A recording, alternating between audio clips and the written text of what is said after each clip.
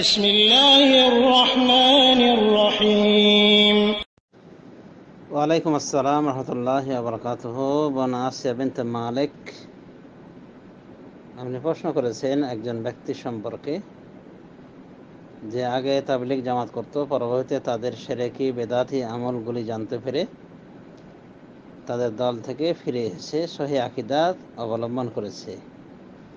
তো এখন হলে যাদের সাথে তার উঠা বসা এবং যাদের সাথে জামাতে নামাজ পড়া লাগে তারা হলো দেওবন্দি বেরলভী আকীদাপন্থী।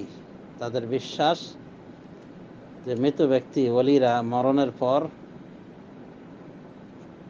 কবরে থাকার পরও তারা সাহায্য করতে পারে তাদের মুরিদদেরকে, অর্থাৎ তারা সাহায্য সহযোগিতার হাত বাড়াতে পারে মরণের পরও তারা মানুষের মদত করতে পারে।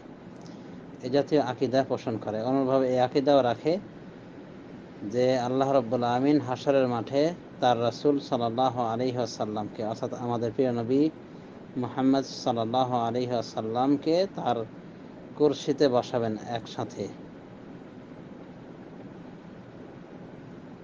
অনুরূপভাবে আরেকটি বিষয় জানতে চাওয়া হয়েছে যে যে জামাত ত্যাগ করে সেই হলো বিদাতি। এই কথাটি ওই ব্যক্তি শুনেছে কোনো এক বই থেকে, বই মারফত জানতে পেরেছে। তাই তার জিজ্ঞাসা এবং টেনশন যে সে কি তাহলে এইভাবে তাদের জামাত থেকে বিচ্ছিন্ন হলে বিদাতি হয়ে যাবে। তো এই ছিল প্রশ্ন বা প্রশ্নের নির্যাস। ওয়াল জবাব ওবিল্লাহি তৌফিক। হ্যাঁ, এই ভাইকে বা আল্লাহ আলাম নাকি দিনী বোন, যাই হোক, তাকে ধন্যবাদ এই জন্য যে উনি বাতিল আকীদা পরিত্যাগ করে সহি শুদ্ধ আকীদা ধারণ করেছেন। জাযাহুল্লাহ খায়রান ওয়া সাব্বাতাহু আলা দ্বীনিল হক। আমিন। তো অনেক উত্তম কাজ করেছেন তাবলীগী আকীদা বাদ দিয়ে পরিহার করে সহি আকীদায় ফিরে আসার মাধ্যমে।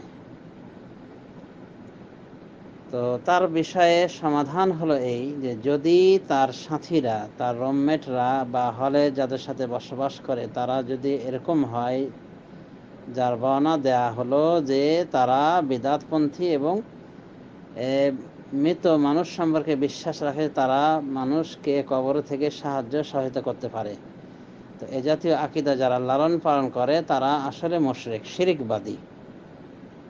এই জাতীয় শিরিকবাদী লোকদের পিছনে নামাজই হবে না, কারণ সরাসরি কোরআন হাদিস বিরোধী কথা যে মৃত ব্যক্তিরা পরবর্তীতে মরণোত্তর মানুষকে সাহায্য সহায়তা করতে পারে। নাউযুবিল্লাহি মিন যালিক।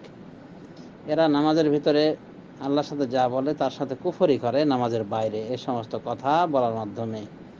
কারণ নামাজের ভিতরে কি বলা আছে? ইয়াকা না'বুদু ওয়া ইয়াকা নাস্তাইন, আমরা আপনারই ইবাদত করি এবং আপনার নিকটেই সাহায্য চাই।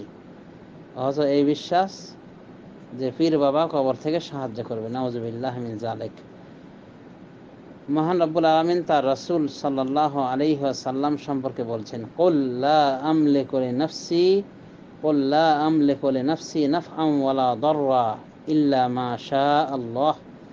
বলুন, অর্থাৎ হে রাসূল আপনি বলুন, আল্লাহ যা ইচ্ছে করেন তা ব্যতীত আমার নিজের ভালো মন্দের উপরও আমার কোনো অধিকার নেই।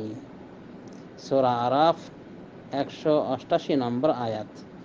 অনুভাবে আল্লাহ রাব্বুল আমিন বলছেন সূরা ইউসুফে তার রাসূল সাল্লাল্লাহু আলাইহি ওয়াসাল্লামকে লক্ষ্য করে, কুল লা আমলিকু লিনাফসি দাররান ওয়ালা নাফআন ইল্লা মা শাআল্লাহ। পূর্বের মতো আয়াত।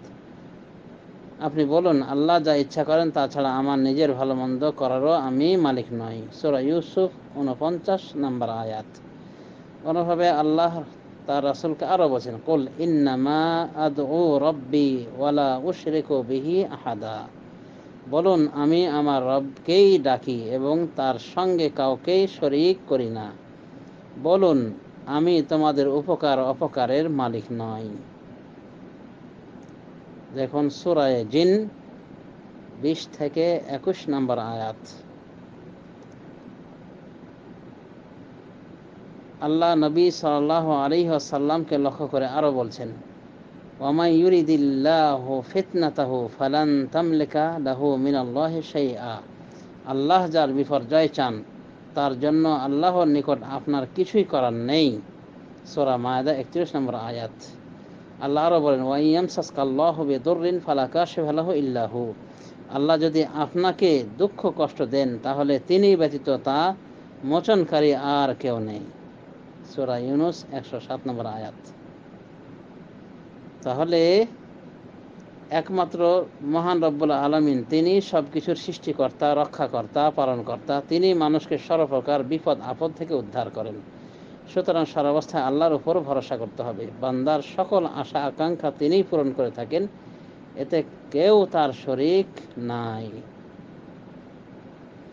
তাহলে যারা বিশ্বাস রাখে যে পীরেরা কবরে যাওয়ার পরও মুরিদকে সাহায্য করতে পারে বা অলি আউলিয়া, এরা এক প্রকার শিরিকবাদী। আর এই জাতীয় শিরিকবাদীর পিছনে কিন্তু নামাজ হয় না। জেনে শুনে জাতীয় লোকের পিছনে নামাজ পড়া যায় না। হ্যাঁ, সুতরাং এই দিনী ভাই বা দিনী বোন, তার জন্য এদের পিছনে নামাজ পড়া জায়েজ হবে না, একাকী নামাজ পড়ে নিতে হবে। এই আকীদা যেহেতু তাদের সঠিক নয়, এই জন্য তাদের সাথে নামাজ পড়া যাবে না। আরেকটি বিষয় বলা হয়েছে যে জামাত পরিত্যাগ করলে নাকি বিদাতি হওয়া লাগে। তো আমাদেরকে জানতে হবে যে কথাটা তো ঠিক, কিন্তু অর্থ বাতিল নেওয়া হয়েছে। জামাত বলতে কাকে বোঝানো হয়? ইবনে মাসউদ রাদিয়াল্লাহু আনহু বলেন, আল জামাআতু মা ওয়াফাকাল হক ওয়া ইন কুনতা ওয়াহদাক। জামাত হলো ওটাই যা হকের অনুকূল হয়, যদিও তুমি একাই হয়ে যাও না কেন। এভাবে এই আসারটিকে ইবনে বাত্তা সহিহ সনদে, বিশুদ্ধ সনদে বর্ণনা করেছেন। আল্লামা নাসিরউদ্দিন আলবানী রহমাতুল্লাহ আলাইহি বলেন এর সনদটা সহিহ। ইবনে মাসউদ কি বলছেন? আল জামাত মা ওয়াফাকাল হাক্কা ওয়ালাউ কুনতা ওয়াহদাক। জামাত ওটাই যা হকের অনুকূল হয়, মানে জামাত সেই ব্যক্তি যে হকের অনুকূল। ওয়াইন কুনতা ওয়াহদাক, যদিও তুমি একাই হয়ে যাও না কেন। তার মানে কোন সমাজ যদি এমন হয় যে সবাই বাতিলবন্দী, সবাই শিরক বিদআত চর্চাকারী, তো এরা জামাত নয়, এরা হলো ছিন্ন বিচ্ছিন্ন দল। আর এদের মধ্যে থেকে যদি কেউ এমন থাকে যে এদের সাথে নয়, এদের আকীদায় বিশ্বাসী নয়, যেমন এই দিনী ভাই বা বোনের কথা আমরা বুঝতে পারলাম যে তাদের থেকে আকীদা তার ভিন্ন, তাহলে ধরে নিতে হবে যে ওই একাই একটাই জামাত, সে একাই একটাই জামাত, একটা জামাত, আর ওরাই হলো বিচ্ছিন্ন দল। সুতরাং জামাত থেকে বেরিয়ে গেলে বিদাতি হওয়া লাগে, কথাটা ব্যাখ্যা সাপেক্ষ। বিদাতি জামাত থেকে, বিদাতি দল থেকে বেরিয়ে গেলে জামাত ত্যাগ করা হয় না, বরং হক ত্যাগ করাটাই হলো জামাত ত্যাগ করা। সুতরাং হকের পথে থেকে যদি একাই হয়ে যায় তবুও সে একাই জামাত।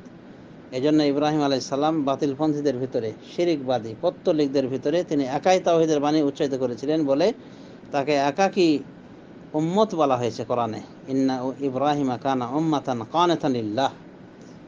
নিশ্চয় ইব্রাহিম তিনি একা একটি জাতি ছিলেন, উম্মত ছিলেন, কানিতান লিল্লাহ, যিনি ছিলেন আল্লাহর জন্য অনুগত বা বিনয়তা অবলম্বনকারী।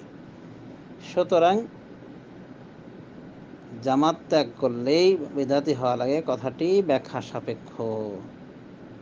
আরেকটি বিষয় বলা হয়েছে যে তাদের এটাও আকীদা যে আল্লাহ রাব্বুল আলামিন রোজ হাশরে তার কুরসির সাথে কুরসিতে বসাবেন রাসূলুল্লাহ সাল্লাল্লাহু আলাইহি ওয়াসাল্লামকে।